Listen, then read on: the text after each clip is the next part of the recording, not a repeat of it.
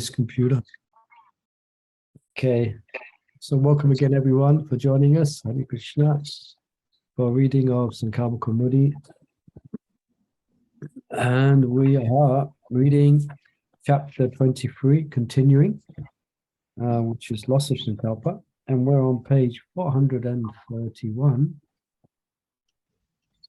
I presume I've got my bookmark at the top, so I presume it's the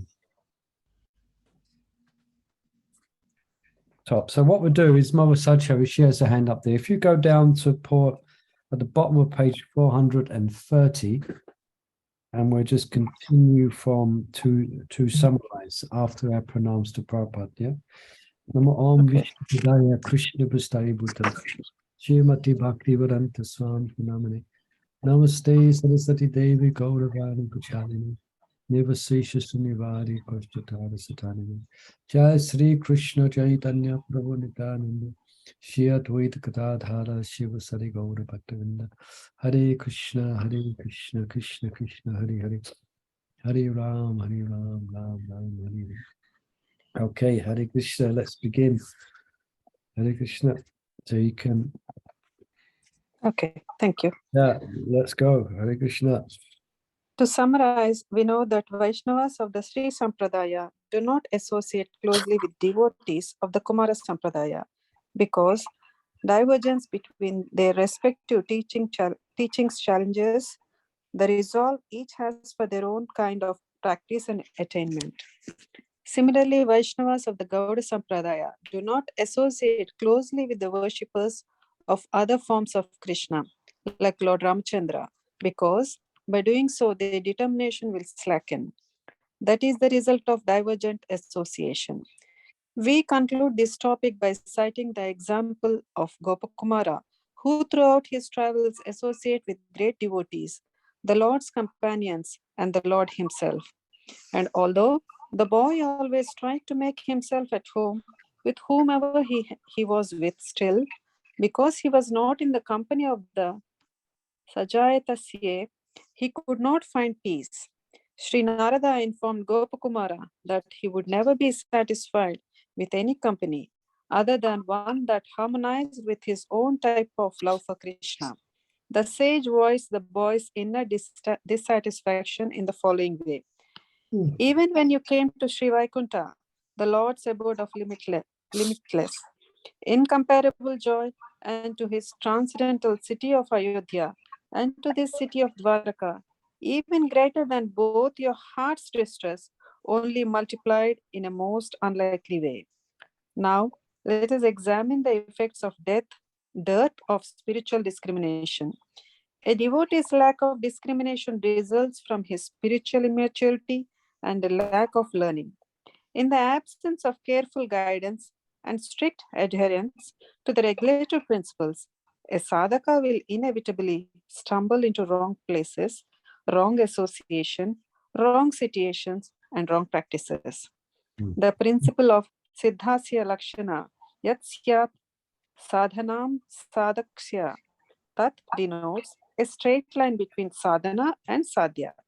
However, a lack of discrimination in what constitutes real sadhana and how to implement it will result in a devotee straying into territories divergent from his declared goal.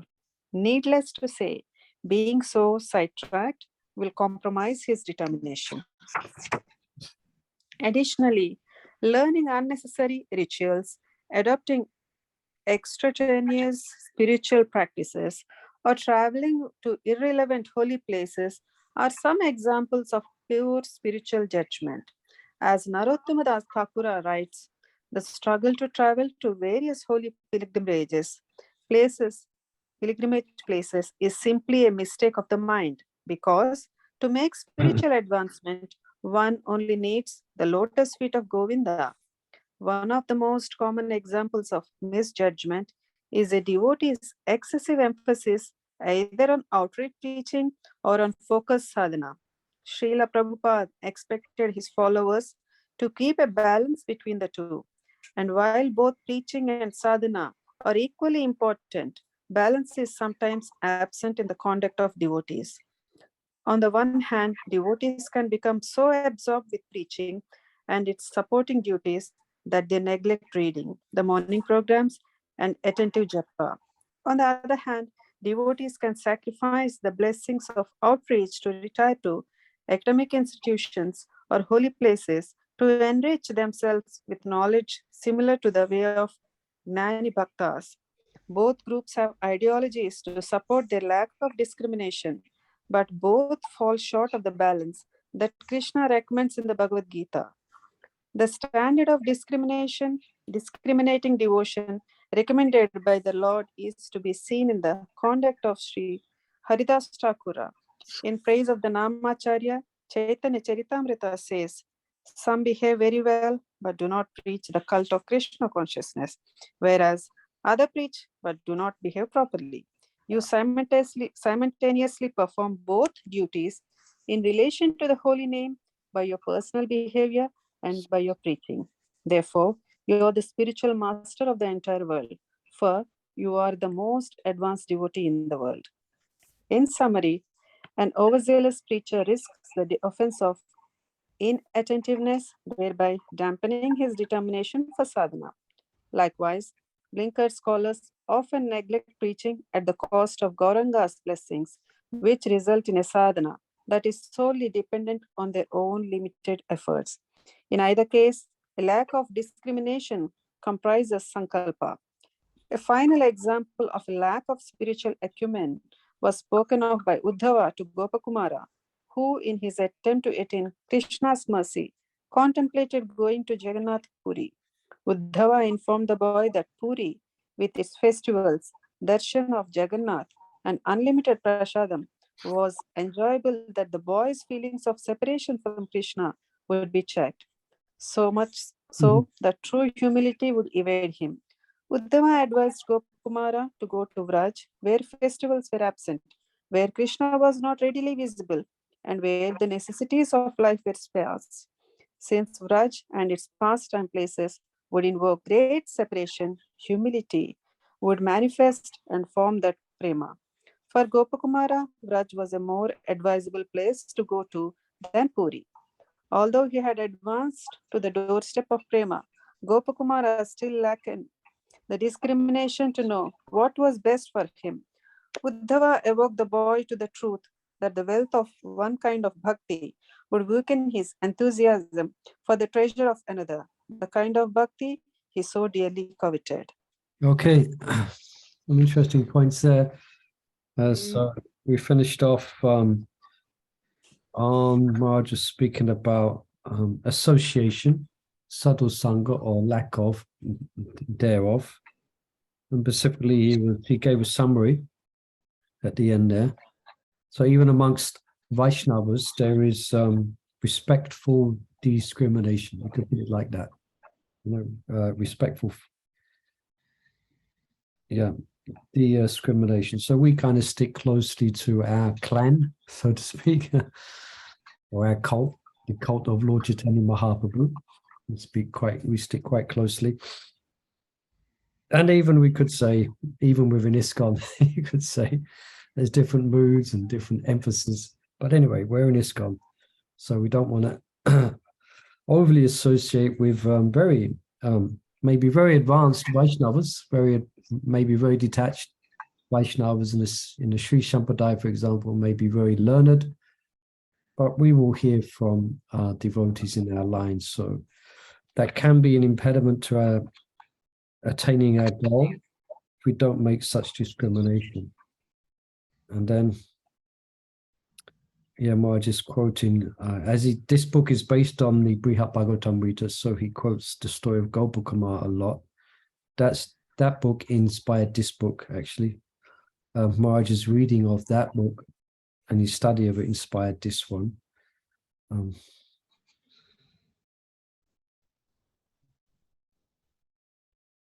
Yeah. Now, spiritual discrimination. Anyone can remember anything from that reading that stuck out to you? That you was hearing or reading, think, oh. Yeah, out of spiritual discrimination. This section. Oh, I was thinking something else. Hmm. I was looking at the emphasis on outreach, preaching, and sadhana. Yeah, that's That sometimes devotees get like crazy books. Yeah, that's important, but make sure that your sadhana is there first in the morning. yeah. You know? That I think we've learned that. I think to some degree, we're doing better than what we was in the futures in the future than we was in the past. Say in the Yes. early 90s, in the late 80s, in the early 90s. Mm. Oh, in Scotland, they often speak because I spent time in Scotland, and the devotees there, that if they were caught reading, they would often be in trouble Mm. because there was so much emphasis. You could say that's a good case. You could say a case. You say a a case or a classic case. The mood there, it was a bit too much. Although they achieved wonderful things as far as distributing books, but because of the lack of personal sadhana, hearing and chanting, both for the leaders and the devotees, I mean, eventually they came across quite some problems. Yeah, my Guru Maharaj said that he was told when he was at the manor that reading is Maya. Yeah. So, But he didn't, he ignored it. He just used to sneak off and read. yeah. But he was told, like, reading is Maya. Yeah, so there you go. I think I can almost picture Bhakti Maharaj saying that, then having a big smile in his face, reading his smile. Yeah. So we have to be balanced, you know. We have to, and I like interesting. Marge is bringing up about this about on the other hand, devotees can sacrifice the blessings of outreach to retire to academic institutions. So you can go stay in Mayapur, study Mayapur Academy if you want 4 months or more. You find that some devotees, I mean, it might be good for them if they're doing it under instructions of the spiritual master, that's fine. But some might just go from one retreat to another, from one, 4 months here, 3 months there, 2 months here, following the festival circuit, you could say. But we have to, we need to invoke the mercy of Gauranga, by spreading the Sankirtan movement according to our ability, either supporting it with service or being there to help spread Krishna consciousness. I remember one time I was in Mayapur, and Mahavishnu Swami Maharaji, he's very much into, I mean, he reads and studies as well, but he's very much into Harinam Sankirtan. So he was there at the time when there was hundreds of devotees doing back to Sastri, and he was giving Bhagavatam class, and he was chastising everyone. He's very pure-hearted, so everyone kind of, was staying in Mayapur for so long and not going out in Harinam, etc. So, yeah, we have to be, then Maharaj quotes the Bhagavad Gita, one should be regulated in his habits. That's in the 6th chapter. Yeah. And anyone catch that about not going to the Holy Dham? Norton Das Thakur? The struggle to travel to various holy places of pilgrimage, simply a mistake of the mind, because to make spiritual advancement, one only needs the lotus feet of Govinda. Is that okay with everyone? Any comments about that? So no more going to Vrindavan, no more going to Mayapur. I've heard that if you go to like Vrindavan or Mayapur, devotees tend to go to these places, but then they are like, oh, I need to go here, there, instead of concentrating on the sadhana and hearing, chanting, association devotees, they so busy running around, Well, that might be their mood. I mean, the holy dham and the holy places are very potent, and there's a lot of going out purification to be had. of the holy dham and in and out, in and out, Oh, okay, I understand. Yeah. Not in Holy Dham, yes. You go to where Krishna's pastimes have happened. You have to go there, yeah. But I meant like, you know, I'll go here, there, everywhere for a bit, you know. Yeah, I think because Srila Prabhupada himself established Krishna Balaram, he established Mayapur, and he asked devotees, or he requested that they come every year, Mhm. you know, for hearing and chanting together. So I guess what Narottam Das Thakur, the context which I think he might be referring to, is these devotees who are not, or persons who are not actually sadhakas, that you don't take up the practice of sadhana bhakti in earnestly, but they just travel to different holy places. More like that's their sole dharmic activity. But they may not take up they may not be hearing from seniors, they may not take up an aggressive path of devotional practice. They may just be doing that, traveling to holy places of pilgrimage. You know? Anyway, Marge has included the quote there, and I remember that I've read that before. You're kind of ticking boxes. I've been to this pilgrimage. I've been here. I've been there. Yeah, kind of. Yeah, it might be that. So I guess we might picture, with all due respect, the classic Hindu type person, pious person, who may be eating all types of questionable things and maybe doing this and doing that, but they visit all the holy. They go to They go to the Himalayas. They go there. I mean, the holy places are there, but actually, we should visit the holy places. What's the main thing we should do when we visit a holy place? Have association of sadhus there. Yeah, we should hear from the purified souls who go there or who reside there. Otherwise, there's a verse, I want to relearn the verse Prabhupada often will quote. Otherwise, one is just like a cow that goes just to drink the water, but, gold color, So, yeah. And then I'll ask a question here. At the end of when Mother Saucha is reading the last two paragraphs, he mentions about Uddhava is preaching to Gopal Kumar, and he's asking him not to go to Puri because there's lots of prashadam. It's very festive, like a festival. So his feelings of Ripalamba might be checked. Better you go to Vrindavan, which is a bit sober, and you can cultivate feelings of Ripalamba. But isn't the place of Jagannath Puri, isn't it supposed to be specifically emphasizing Ripalamba Bhav? That was the mood of Lord Chaitanya when he was in Puri, isn't it? It's a place of Ripalamba Bhav. I remember Gaur Govinda Maharaj, that was one of his main emphasis and topics of preaching about Puri. You actually go there and one meditates on Lord Gauranga and his last stages of his life where he was feeling great Ripalamba Bhav, separation. So how are we to understand that?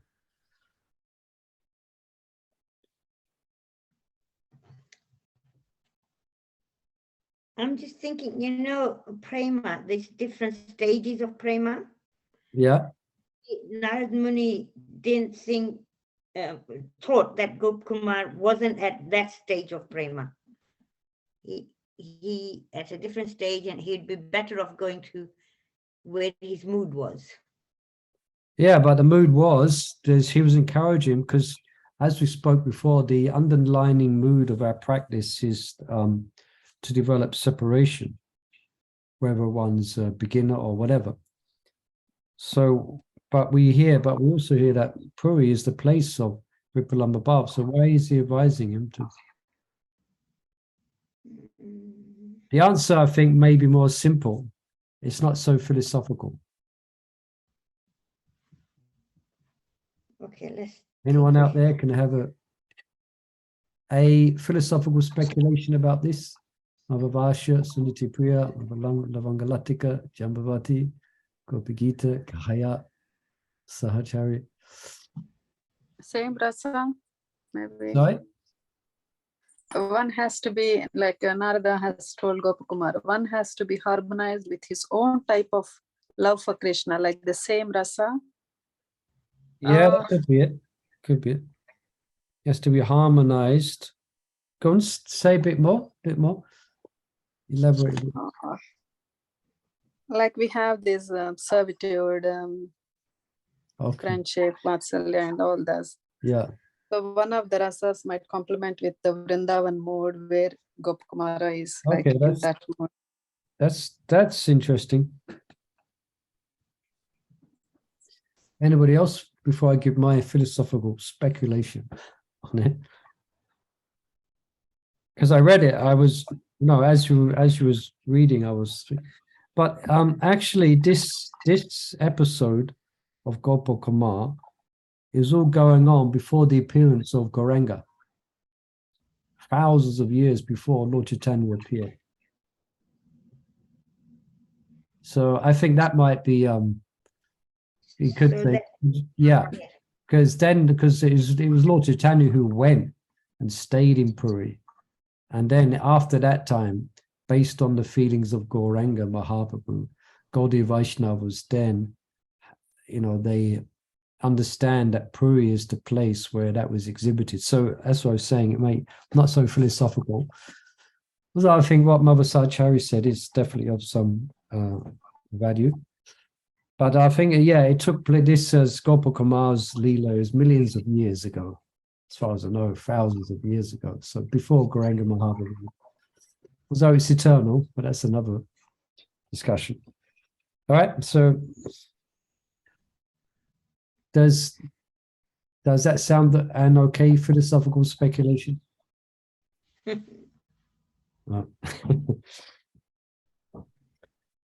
Yeah.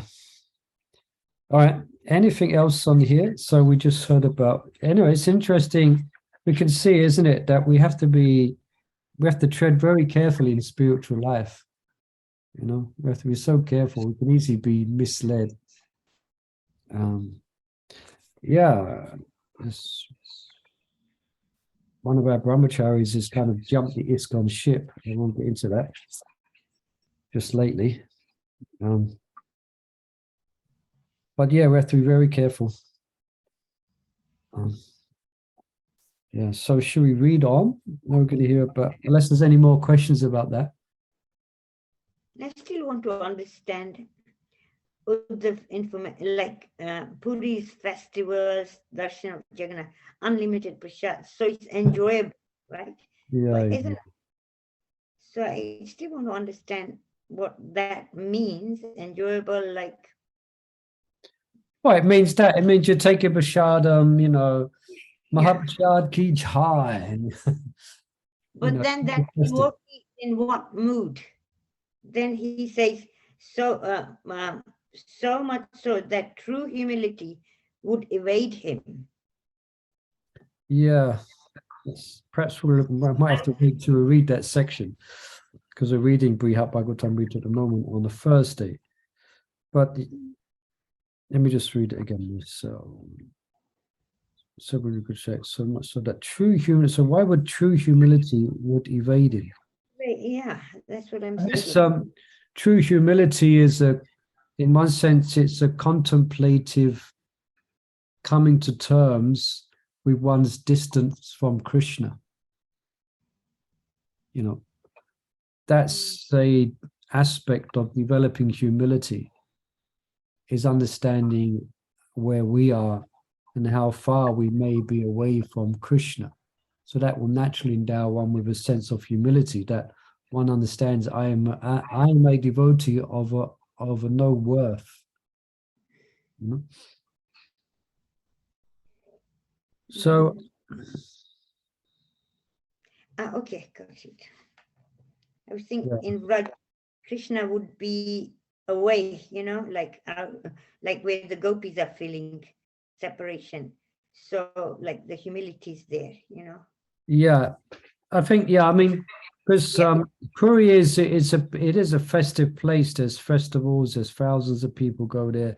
So I think a more at that time, definitely. So Uddhava's advising him for more contemplative sadhana, which would be, and Vrindavan would better suit that mood.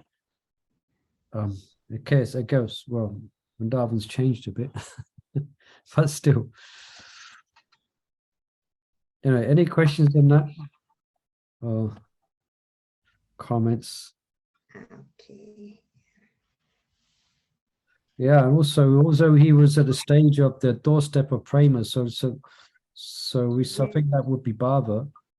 Still, there was still he lacked discrimination to know what was best for him. I think we spoke that last week, didn't we, about inquiring from the spiritual master. Mother Rajkishore gave an example of how her spiritual master has advised her to take care of her husband, where she was otherwise thinking to do more service. Yeah, I put it down to do it, and she said, okay. I thought I'd try. So we have to be careful the steps we take in spiritual life that is going to enhance our devotional zeal or our enthusiasm and we won't lose it. So that's why we need a spiritual master, isn't it? To guide us through, or we need at least someone we can reel our mind to, a spiritual master, diksha, shiksha, before we may make specific decisions and go forward. All right, let's read about doubtfulness is the next one, which may cause one to lose their determination. Okay, Mother Chandravali, you still have your hand up. You can read. You can read to the next 4 asterisks, which is a couple of pages. Okay, If that's okay with everyone. I'm going to make some ground today. Finish this chapter. next, let us examine doubtfulness as a mindset that gets in the way of making and keeping to one's sankalpa.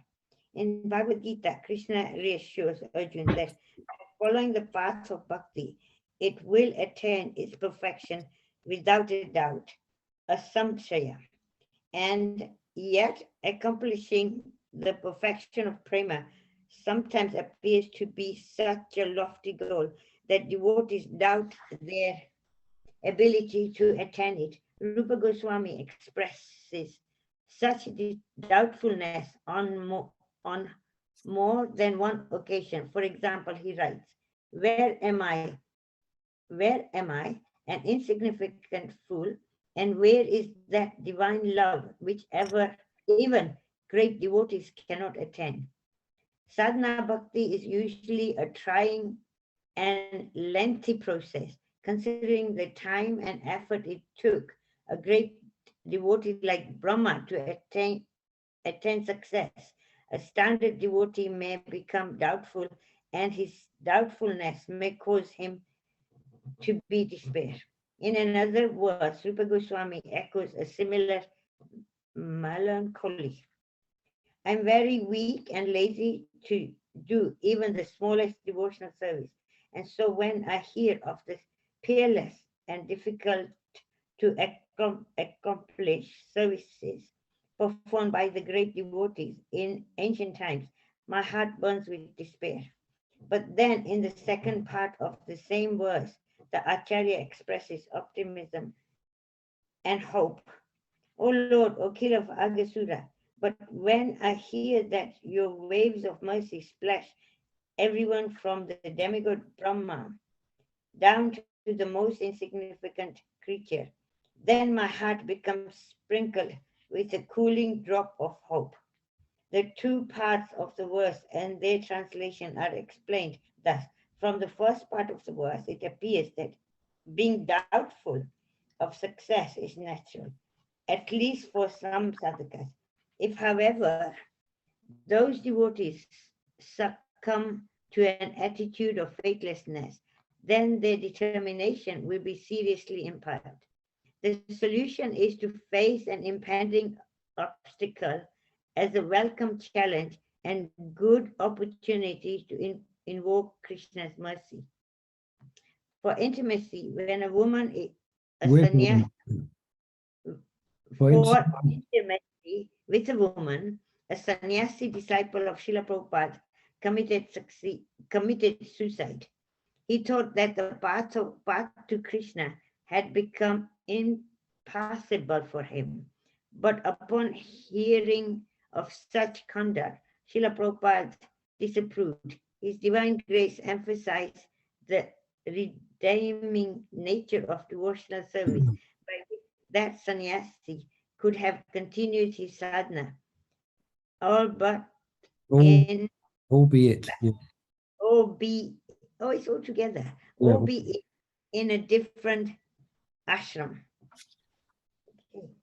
And that mood leads us to the second part of the verse, in which Rupa Goswami assures his readers that the nature of offenseless bhakti is to inspire the practitioner with both renewed enthusiasm and hope in Krishna's merciful nature.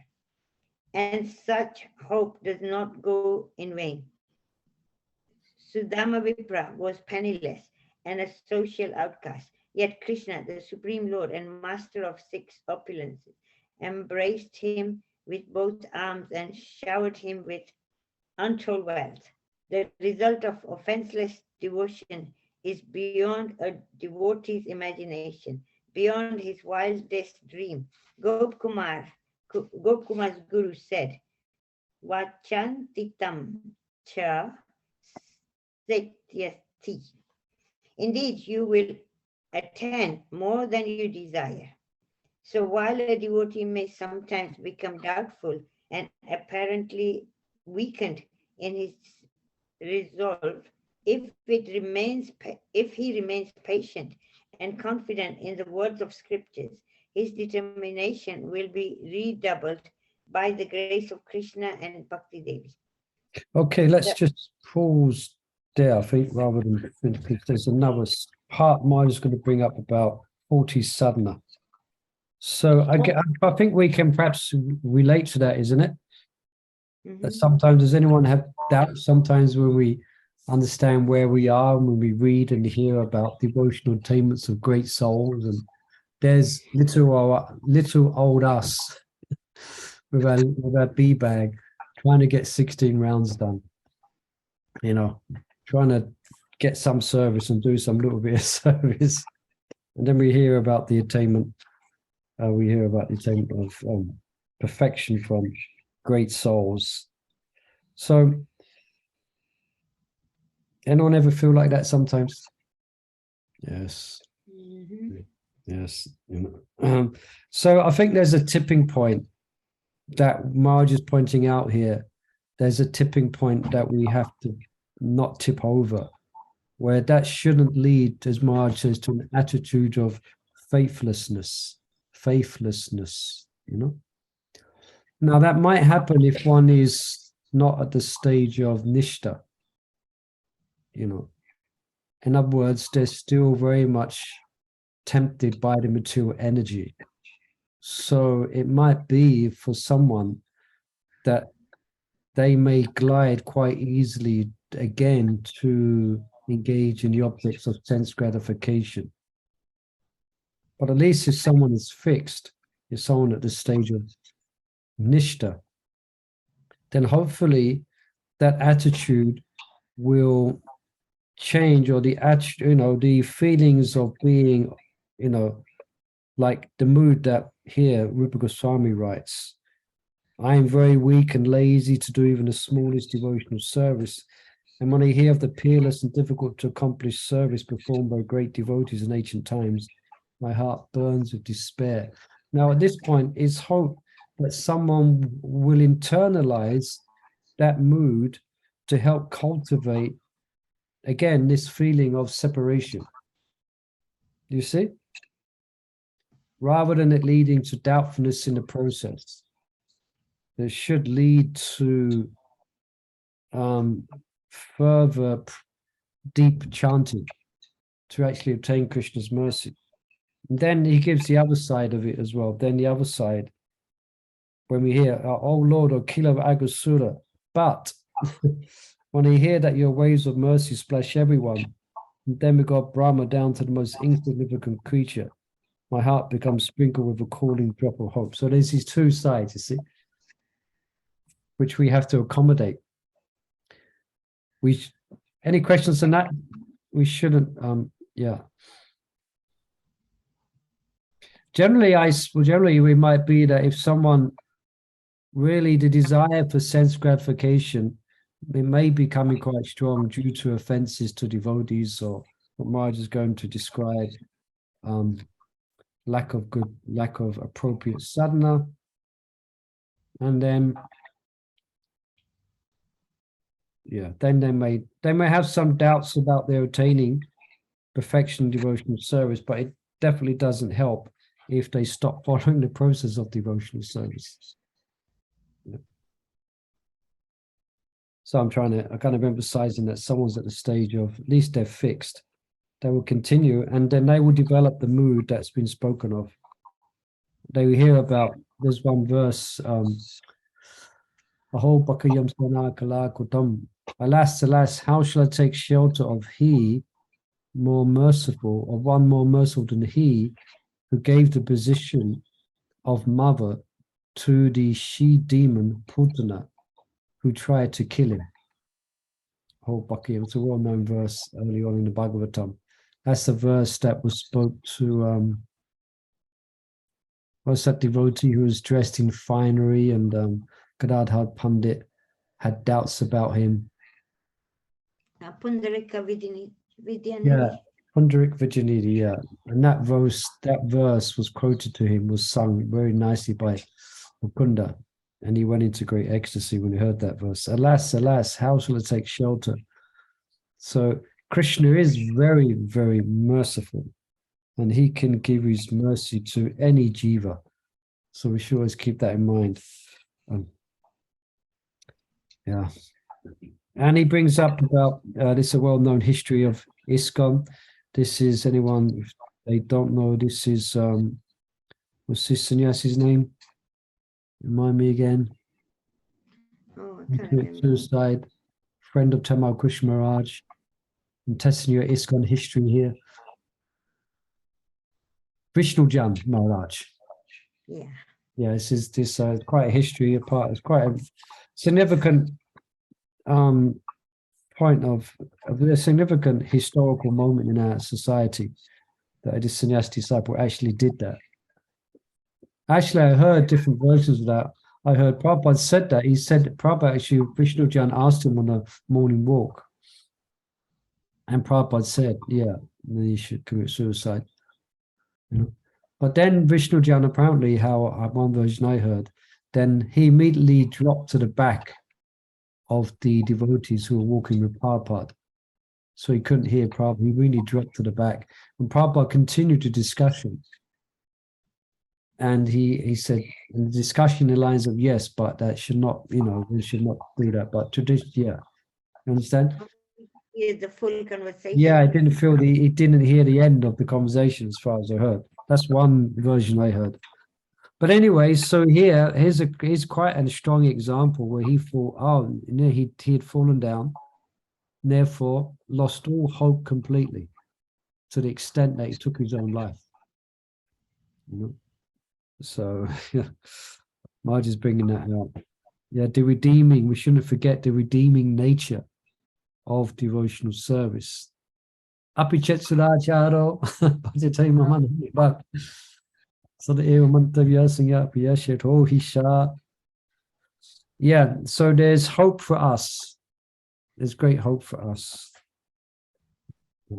Any comments or questions on that? Otherwise, we can continue reading. I was going to ask you something.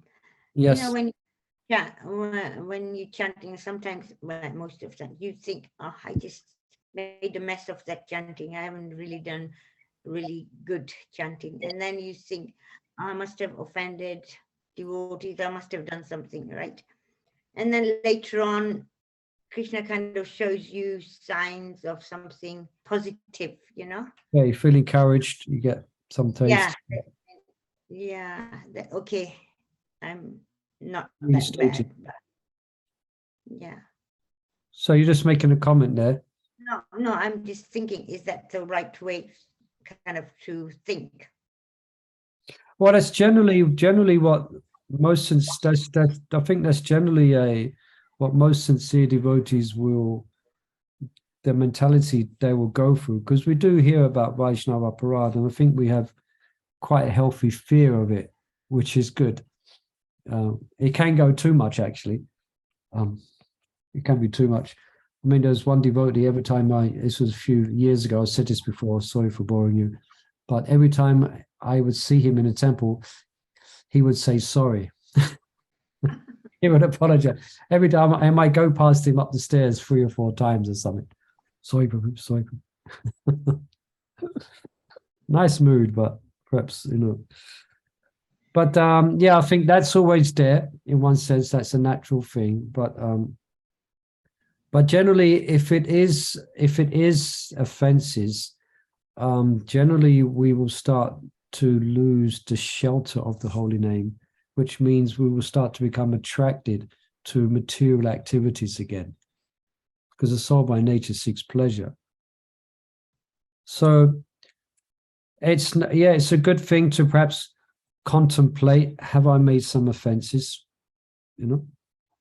but actually it may not always be the case. Sometimes it just have to be, just remember that we cannot control Krishna with the holy name, especially not at our level of chanting. You cannot force the taste. You cannot force Krishna to appear before you. It's by his sweet will. So sometimes we just got to be chanting in that mood. And what we can do is when there isn't a taste, again, we could reflect and turn that into a mood of separation. Invest that mood of lacking into the mood of our chanting. So then the mood is coming up that we're crying for grace. Okay, we're chanting, we haven't got any taste. So then we're crying, no, an internal crying.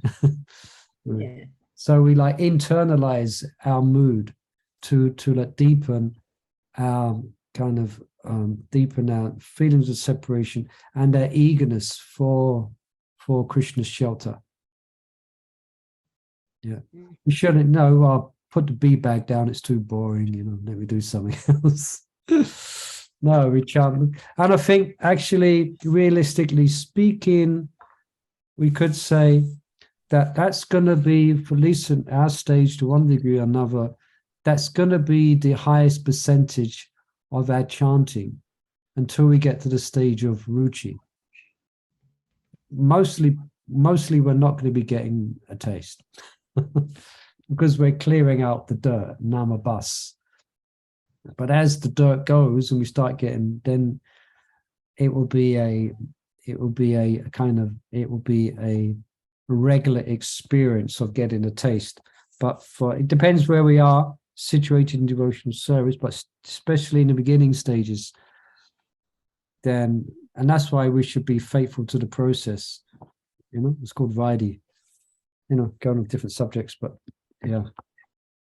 Any comments upon that?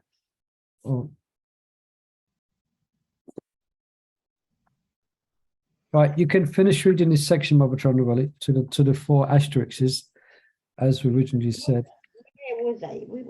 We're reading the final factor at the bottom of page 435. So, yeah. So while a devotee may sometimes become doubtful and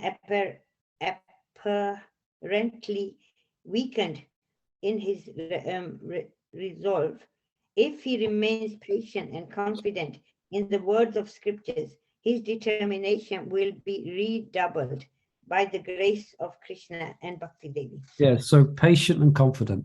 Good fact, yes, yeah. We have to be patient and confident that Krishna is very merciful. Yes, continue. The final factor, undermine Sorry, determination. I'm just plugging in my nifty microphone. I didn't plug it in. Carry on. The final factor that undermines determination is faulty sadhana. The overall effect of Shodhi devotional practice is obvious. A sadhaka does not advance in Krishna consciousness. He loses his enthusiasm. And while the varieties of defective sadhanas are legions and their descriptions voluminous, certain defects should be detailed here. One defect is to deviate from the spiritual practice for which one is qualified. Devotional service from Shraddha to Ashakti is systematic. When a devotee violates the methodical structure with which Krishna imbued the process of bhakti, when he adopts spiritual practice that are above his level of qualification, or when he neglects to take up spiritual practice for which he is qualified, his spiritual advancement is hampered. In a later case, a devotee may wrongly think that meeting the next challenge to his sadhana is just too much.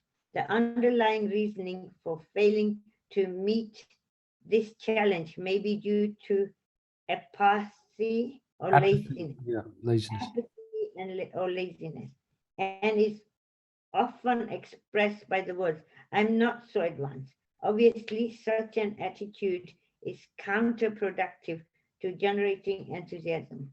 In the following words, Krishna outlines the conduct of both the faithless and unfaithless devotee.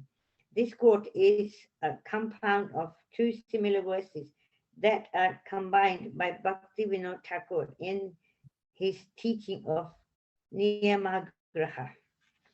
Steadiness in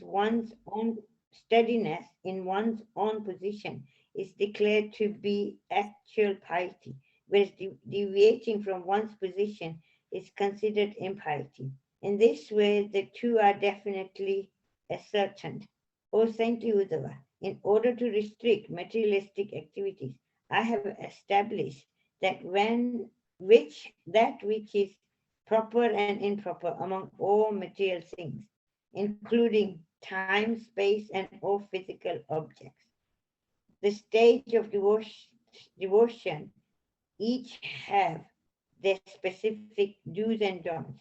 Whichever stage a devotee has reached, he is duty-bound to honor its corresponding practice. To act beyond or below one's eligibility is to seriously handicap one's advancement. We have spoken about this topic extensively in the previous chapters, and so shall not comment further here.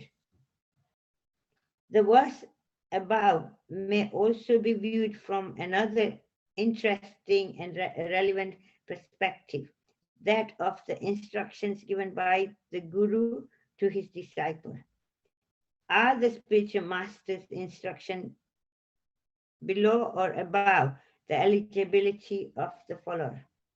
If a sadhana shiksha given by the spiritual master is not appropriate, if it is too elementary or too advanced, one way or the other, the disciple may feel handicapped in his progress.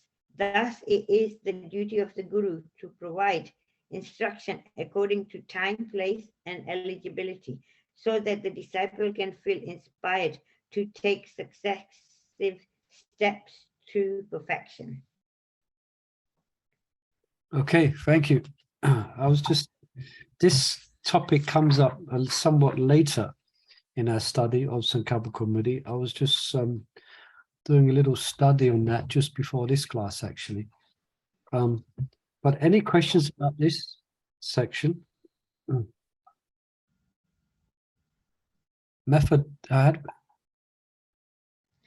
Methodical, that's how, yeah. Here's a dictionary definition of methodical: done according to a systematic or established procedure.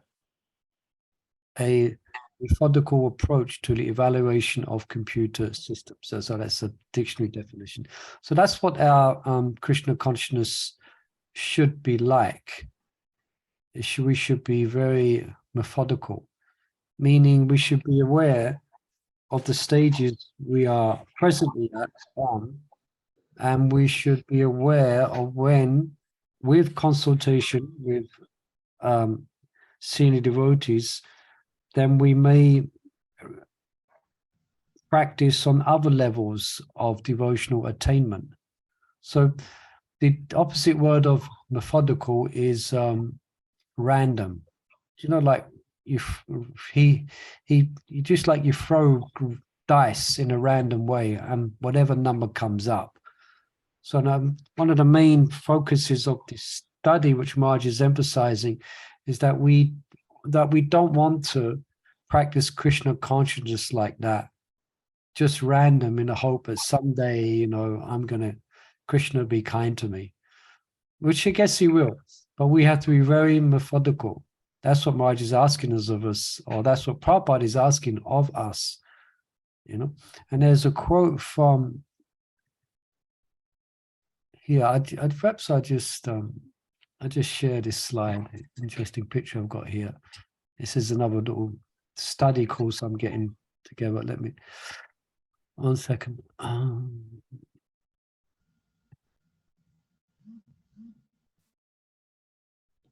Zoom, share screen. I share the whole screen. So you can see this picture. Mm-hmm. See that Muslim studying his Quran? Mm-hmm. That's how we should study our Bhagavatam.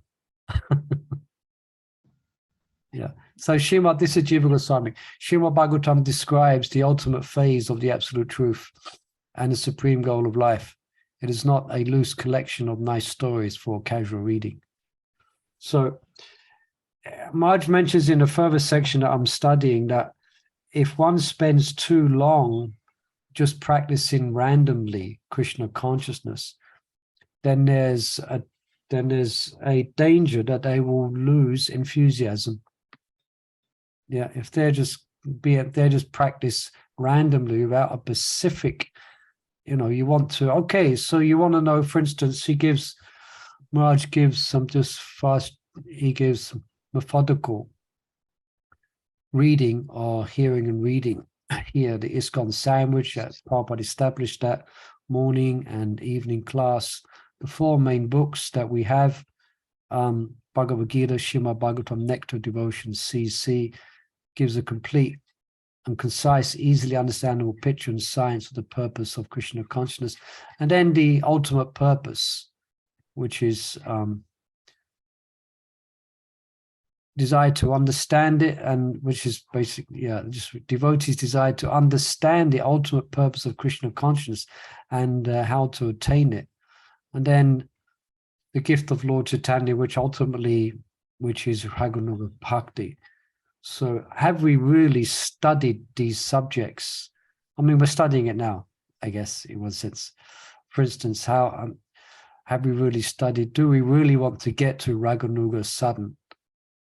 You know, okay, if we want to get there, are we reading about what is it? If someone was to ask you, what is Raganuga Sadhan, which is the goal of our Vaidhi, then and could you answer? I mean, what would you say? Or, I think because we've been reading Sudha Bhakti Chitamani and studying this, I think all of you here will have quite a good idea.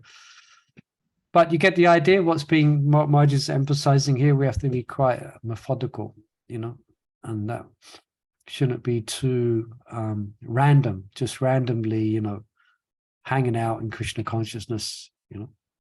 Anyway, some food for thought. 1 minute left. We can go over a minute or so if you like, but any questions on this? I'm still thinking about this, you know. Does anybody else want to? I'm talking too much. God, the Christians empower you to be talking on their behalf. Yeah, I'm still thinking like challenges.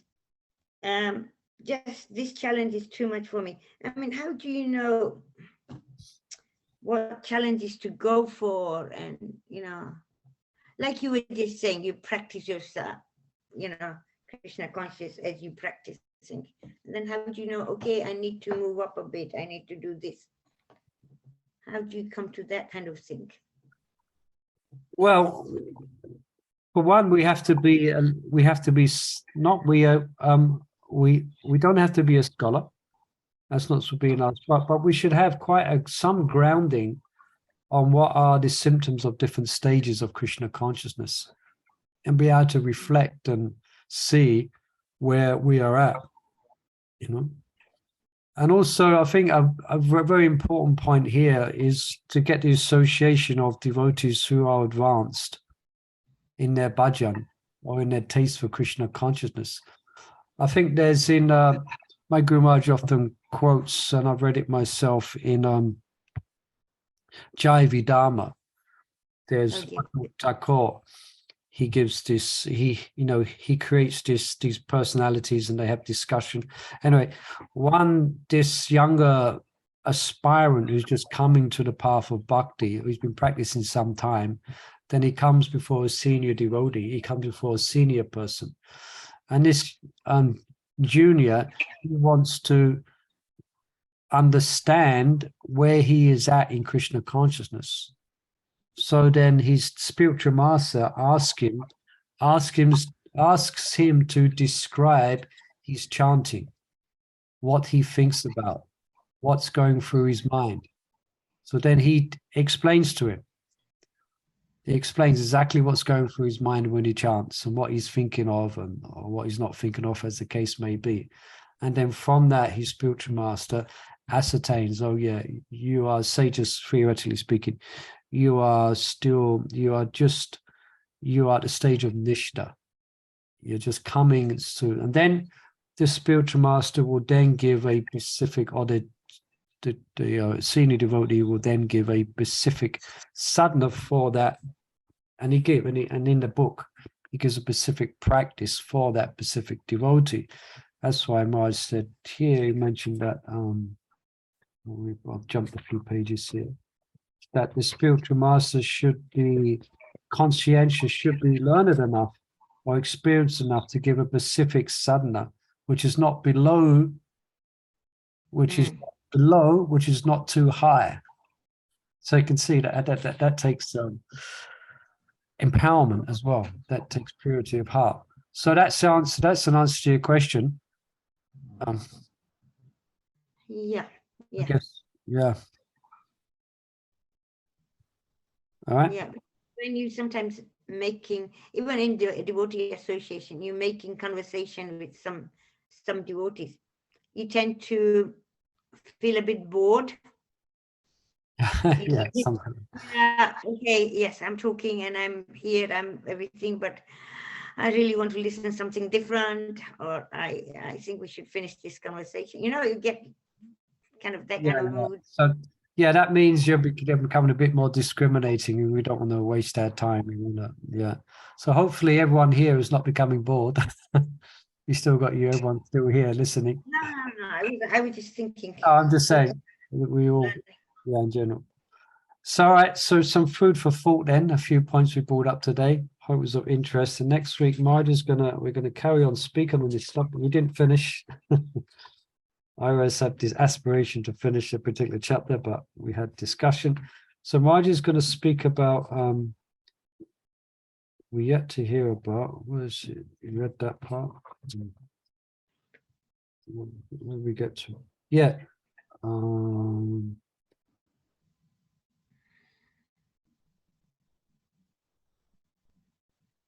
Pride. That's what we're going to be here about next week. Marge is speaking about the, pride, how that can cause us to lose our determination, Krishna consciousness. So we'll hear about that next week. Okay. So thank you everyone for joining. Thank you. I really appreciate you all gathering here and giving us the opportunity to read and study the subject. I was trying to thank you for joining us. And please, if you got the time, tomorrow we'll be reading Bhagavad Gita, continuing with chapter 2. So please join us for that between 6 and 7. Okay. Thank you, everyone. Bye. Vantika. Yeah, His Grace Muli Prabhu ki jai. Thank you, Muli Prabhu. All the Vaishnavis. Hare Krishna. Hare Krishna. I'm going to press the end button, which means we're all going to disappear. Disappear. Four, Yeah, Hare three, Krishna. 2, 1. Poof. End meeting for all.